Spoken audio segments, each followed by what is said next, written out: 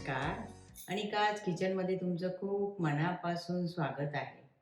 आज अनिकाज किचनमध्ये mango candy बनवून दाखवणार आहे. खूप छान टेस्टी अशी ही डिश आहे आणि लहान मुलांची तर खूप फेवरेट अशी डिश आहे. आणि ही मी मँगो कँडी कलमी आंबा किंवा तोतापुरी आंबासुद्धा याला म्हणतात. या आंब्यापासून बनवलेली आहे. खूप छान टेस्टी अशी ही डिश आहे. मस्त टेस्टी अशी ही खट्टी मिठी मँगो कँडी. हा कलमी आंबा आहे किंवा तोतापुरी म्हणतात त्याला. अर्धा किलो घेतला आहे. याची वरची साल काढून हे अशा फोडी चिरून घेतलेले आहे.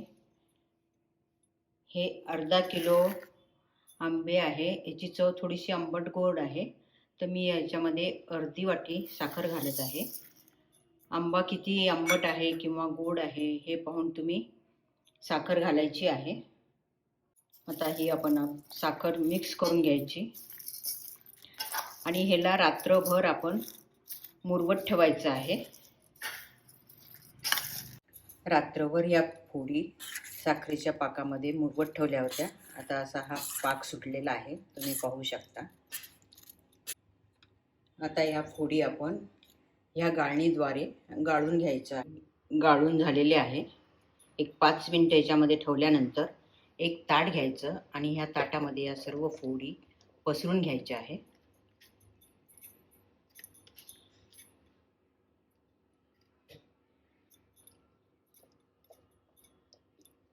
नंतर ह्याला आपण उन्हामध्ये 2 ते 3 दिवस, ऊन किती येते त्याच्यावर अवलंबून आहे, आपण उन्हामध्ये वाळत घालायचे आहे. या फोडी आता छान सुकल्या आहे. पूर्ण सुकल्या नाही आहे. आपण ह्याला पलटून घ्यायचे आहे.